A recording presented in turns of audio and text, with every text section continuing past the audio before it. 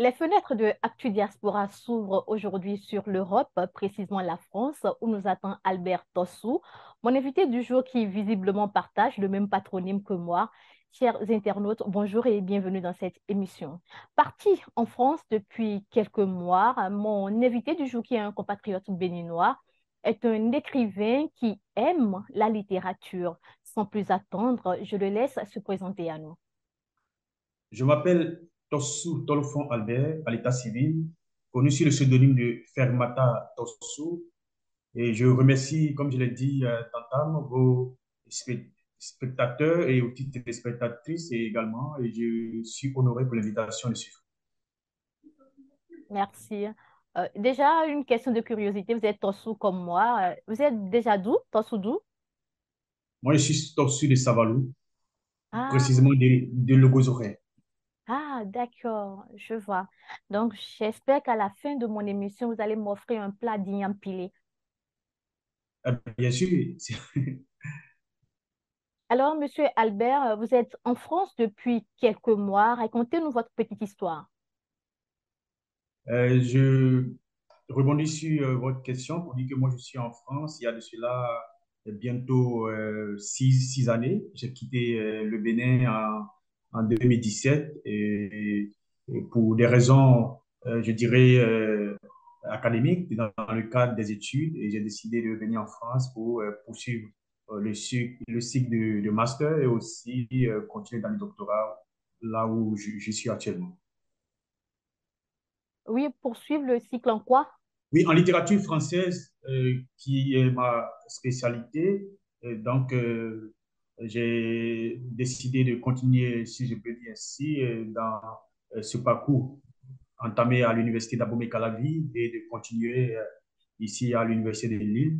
Et ce qui fait que maintenant, ça me fait 5 années que j'étudie à l'université de Lille, ici en France. Vous avez déjà obtenu votre doctorat. Non, je suis en 4e année maintenant de ma thèse. Là, je prévois d'ici dans les perspectives, d'ici l'année prochaine, soutenir ma thèse de doctorat qui porte sur des thématiques liées à la littérature francophone et surtout des écritures de l'écart et aussi de la déviance littéraire. Alors, racontez-nous un peu votre aventure. Comment ça s'est passé? Comment est-ce que vous avez eu? Est-ce que vous avez eu une bourse? Votre départ pour la France, comment est-ce que cela s'est passé? Alors, ma trajectoire est peut-être similaire à celle de nombreux, je dirais, concitoyens ou de nombreux jeunes Africains qui, pour des raisons peut-être de motivation personnelle, décident de tenter l'aventure parce que le rêve étant de devenir le futur cadre de leur pays et aussi de contribuer à la construction de leur pays. Et c'est dans ce cadre-là moi, que en 2017, j'ai postulé pour le processus Campus France d'alors et j'ai eu une acceptation à l'Université de Lille pour poursuivre une licence, pour reprendre ma licence 3 et ce qui a été fait. Donc, je n'ai pas eu de bourse. Voilà, c'est un projet personnel, aussi un projet familial qui a été accompagné aussi par toute ma famille et qui fait qu'aujourd'hui, sans avoir de bourse, j'ai continué, plus ou moins, j'ai fait la démarche de Campus France et j'ai eu cette acceptation pour étudier à l'Université de Lille aujourd'hui. Toutes nos félicitations. Merci beaucoup, c'est gentil. Une fois en terre étrangère, comment s'est passée votre insertion? Alors, je voulais d'abord dire tantôt des jeux que l'aventure n'est pas quelque chose de facile.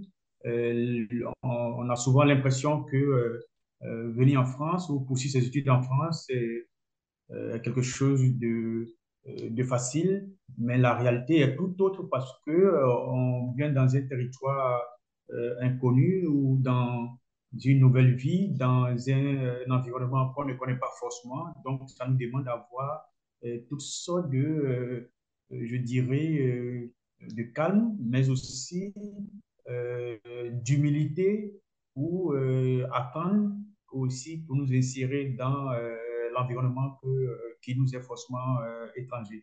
Et je dirais que ça a été difficile au début j'ai dit que voilà, c'est pas l'Eldorado, tant souhaité par, voilà, par bon nombre de jeunes, mais que petitement, au fur et à mesure que les années passent, on s'adapte, on apprend également je dirais, de nos forces, de nos faiblesses.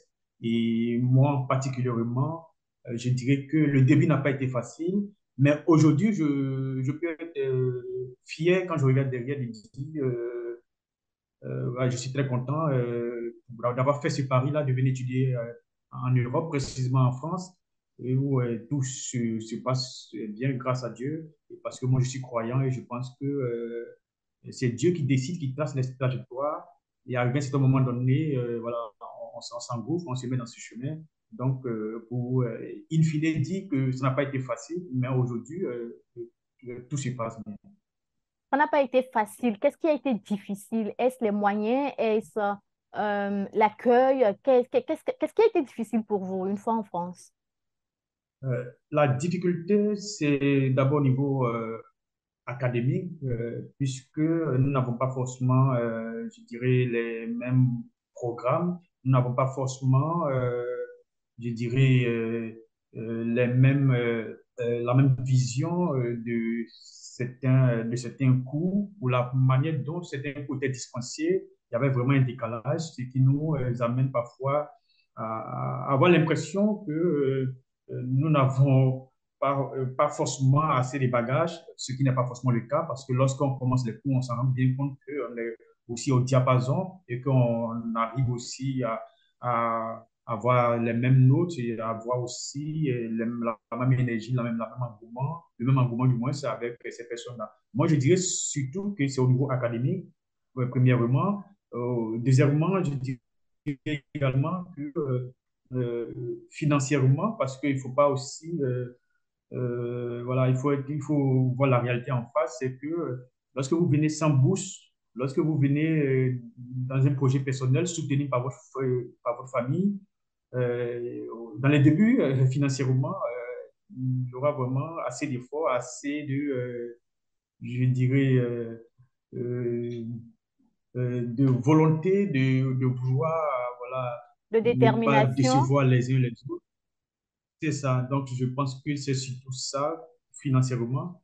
Et après, au niveau culturel, il y a aussi peut-être un peu de décalage parce que nos réalités africaines béninoises ne sont pas forcément les réalités d'ici. Donc, il nous faut du temps voilà, d'accepter de nous compter aussi à cette altérité, à ce nouveau paysage, à l'environnement dans lequel nous sommes désormais. En parlant de culture, quel a été votre premier choc culturel?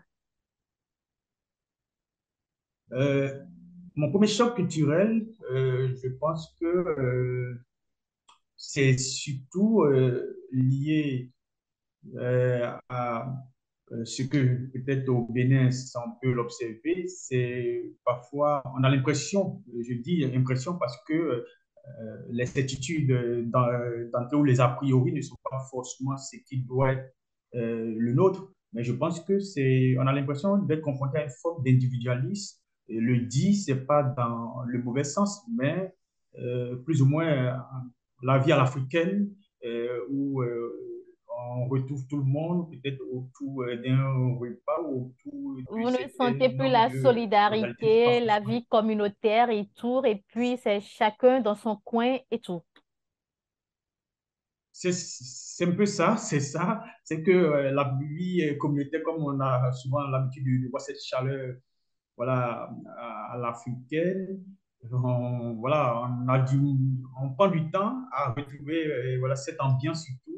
Et même si cela ne veut pas dire qu'il n'y a pas de chaleur humaine ici, et il y a vraiment une chaleur humaine, mais ça prend du temps de retrouver quand même des amis et de se faire aussi des amis afin de voilà, se retrouver, discuter, échanger avec des personnes. Mais en même temps, euh, c'est aussi une richesse parce que quand vous allez dans un pays ou dans un espace qui n'est pas le vôtre, c'est le moment aussi pour vous d'apprendre aussi à connaître aussi les gens et aussi rentrer aussi dans voilà, dans ce nouveau voilà, Et Dieu merci, vous y êtes habitué. D'accord. Vous êtes doctorant en C'est littérature ça. francophone à l'Université de Lille. Dites-moi pourquoi avoir voulu continuer vos études en France et pourquoi pas dans un pays africain? La réponse est simple, c'est parce que la France, pour faire une littérature en langue française, le pays idoine, ne peut qu'être la France. Et pour des questions historiques que nous savons tous, et parce que vous et moi, actuellement, nous sommes en train de parler le français, une réalité qui et voilà, fait qu'on est obligé parfois de nous retrouver en France c'est pour poursuivre des études en littérature française comme je le fais actuellement. Et ça dit que les pays africains dans lesquels les études de littérature française se font ne sont pas reconnus ou les diplômes qui sont issus de ces écoles-là ne sont pas les meilleurs parce qu'on ne va pas quand même faire l'apologie de la France, même si c'est la France qui nous a Non, colonisés. c'est ça. Il ne s'agit pas de faire la politique de la France. Dans mon discours, aucunement, c'est le cas. Mais je dis seulement que la réalité, elle était sorte que aujourd'hui, pour un jeune Africain, un jeune Béninois que je suis, faire des études, faire des études, je dirais, poursuivre les études en master, en doctorat, le choix de la France avait parfois, je dirais, pas une obligation, mais le premier choix, parce que la réalité est que les dispositifs qui accompagnent les étudiants sont des dispositifs qui permettent à ces derniers-là de trouver les places et aussi de réussir. Parce que même si en Afrique, il y a des universités de renom, euh, vous serez d'accord plus ou moins avec moi que les conditions pour que ces étudiants ou pour que ces apprenants-là puissent s'épanouir ne sont pas forcément le cas. Donc aujourd'hui, nous avons la chance, comme je l'ai dit, d'avoir aussi d'autres universités en Afrique qui sont vraiment dans un élan de pouvoir revoir aussi le système et de permettre qu'il y ait des conditions pour ces jeunes étudiants, ces jeunes étudiants-là. Donc, moi, je pense que les conditions, malheureusement, c'est la réalité, que les conditions d'ici permettent aux jeunes que nous sommes de nous faire une place et aussi de poursuivre les études comme on le souhaitait, on a toujours voulu. Vous êtes auteur de plusieurs ouvrages, dont je peux citer entre autres Les plis calcinés de Dieu, si je ne me trompe, et votre dernier ouvrage, Jargon du banc. C'est bien Oui, cela. c'est bien cela. Oui, c'est ça. D'accord. Dites-nous d'où est-ce que vous tirez vos inspirations? Alors, moi, je n'ai jamais cru à l'idée d'un écrivain qui attendait une muse qui serait inspirée par les dieux ou qui serait voilà, dans une forme je dirais, de magie et que l'inspiration venait d'un coup. Moi, je pense que mon inspiration ou ce que j'écris reflète souvent ma trajectoire. Moi, je suis né en Côte d'Ivoire et j'ai grandi dans ce pays. Après mon baccalauréat, je suis rentré dans mon pays d'origine, le Bénin, où j'ai continué mes études en licence. Et aujourd'hui, je suis en France. Donc, voilà, mes écrits reflètent un peu ma trajectoire reflète un peu tout mon parcours, mes réalités, reflète aussi mes convictions, reflète aussi ma façon aussi de voir la littérature, ma façon aussi de voir le monde. Est-ce des ouvrages autobiographiques? Non, ce ne sont pas des ouvrages autobiographiques. C'est vrai que moi, j'alterne entre la poésie et le roman. Je vois souvent comme écrivain poète.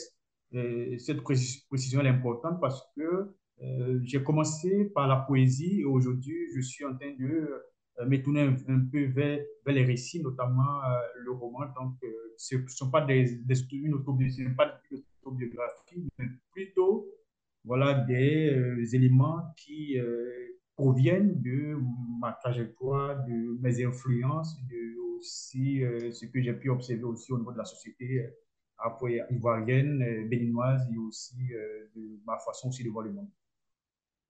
Parlez-nous un peu du dernier ouvrage, Jargon du banc. Alors, je suis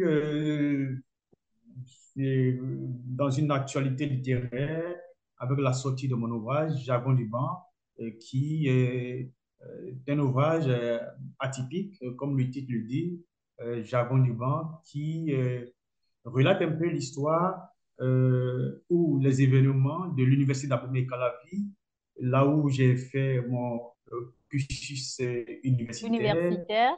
C'est c'est ça, c'est l'histoire de la réalité estudiantine contenue dans l'humour, avec un style bien particulier, comme vous le dit le titre, le jargon, c'est-à-dire que voilà, l'argot et aussi nos palais voilà, à l'africain qui, pour moi, peuvent ou constituent un réservoir ou aussi avoir le même, si je peux dire, le même niveau que la langue française. Donc, pourquoi pas parler dans ce jargon parce qu'aujourd'hui, nous avons chez nous des dialectes ou plus ou moins un certain nombre de langages qui peuvent rentrer en lien dans la littérature et pour faire œuvre littéraire. Et dans ce sens que moi, j'ai voulu, voilà, en mémoire de toute cette trajectoire-là, écrire le livre sur le jargon du temps. Et à travers cet ouvrage, quel est le message que vous voudriez véhiculer? Euh, Le message est plutôt un message d'hommage, hommage euh, à tout ce que j'ai pu voilà, observer, ma trajectoire personnelle, et aussi montrer que le langage tel qu'il est véhiculé en Afrique a toute sa valeur et mérite aussi d'avoir une place dans le Conseil des Nations. Et parce que, il n'y a pas qu'une seule langue française, il y a aussi des langues qui ont aussi, voilà, doit avoir aussi le même traitement que la langue française. Et dans ce sens que moi, j'ai voulu écrire le jargon du banc qui, pour moi, euh, est aujourd'hui une forme aussi de revendication d'une forme d'identité d'un écrivain, un jeune écrivain que je suis.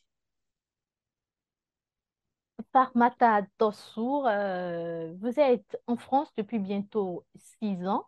Dites-nous, est-ce que aujourd'hui vos objectifs sont atteints? Euh, je suis quelqu'un, je suis jamais satisfait. Peut-être pour cela que je dis, mes objectifs ne sont pas atteints, ou plus ou moins mes objectifs sont atteints en partie. Mes objectifs seront atteints à partir du moment où je me trouverai euh, dans l'incapacité d'écrire. Autrement dit, à partir du moment où j'aurai toujours cette envie d'écrire, je pense qu'il y a encore des choses à dire, il y a encore voilà, voilà, quelque chose à apporter pour l'Afrique, pour notre pays, le Bénin, et aussi pour la littérature. Je pense que je suis quelqu'un de défi. Je me dis que mes objectifs sont peut-être atteints en partie, mais il reste encore beaucoup de choses à faire. Et quels sont vos rêves? Est-ce que vous ambitionnez à la fin de vos études de rentrer au pays, d'enseigner à l'université où vous avez étudié, ou bien vous voudriez continuer à l'extérieur?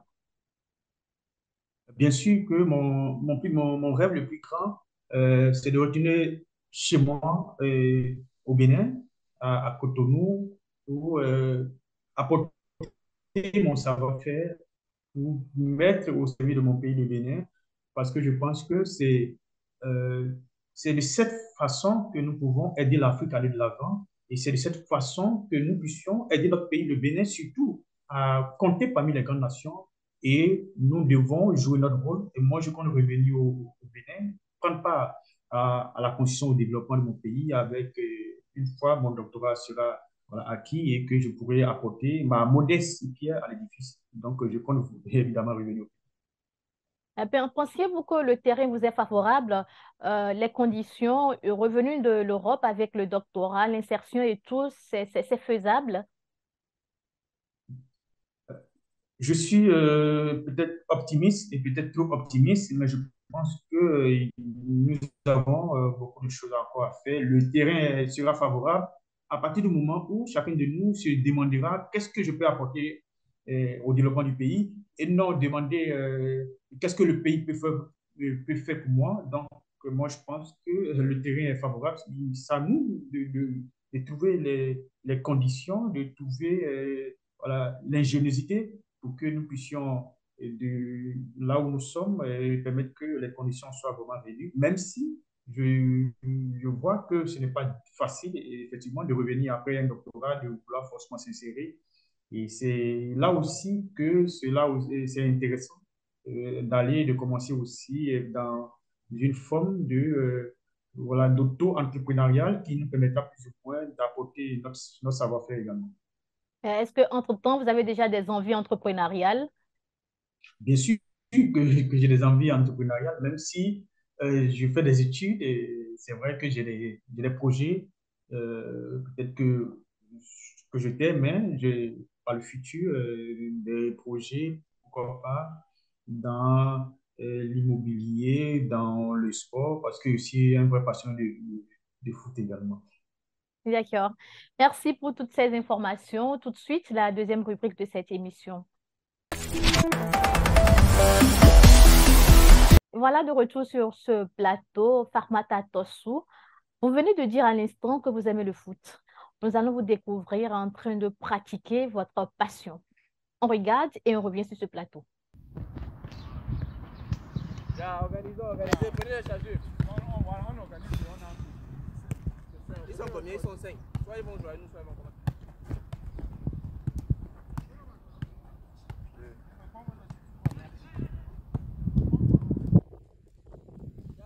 Prenez les chargeurs.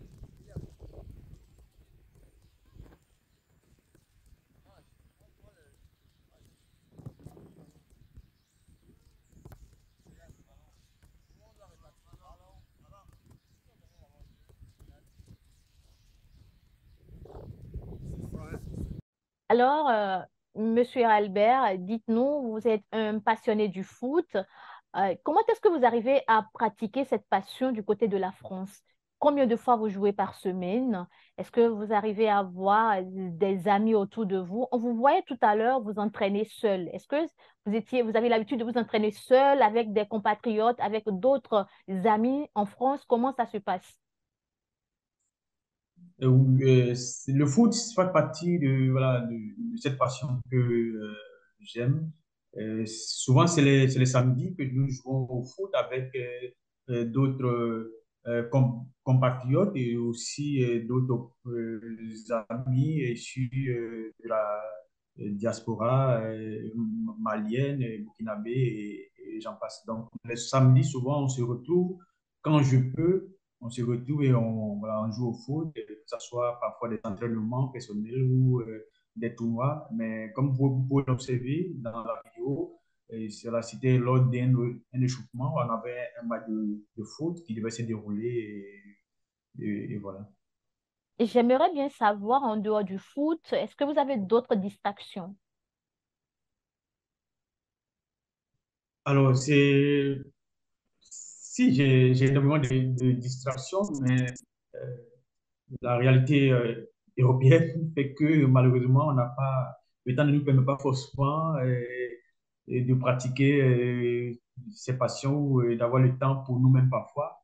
Mais moi, je pense que ma plus grande distraction, c'est l'écriture, parce que je passe, je dirais, 80% de mon temps à écrire, voilà, à m'isoler, à aller au bois sacré parce que voilà, c'est ce que je sais faire et c'est ce que j'aime le plus et c'est ce qui occupe, je dirais, 2 tiers de mon temps.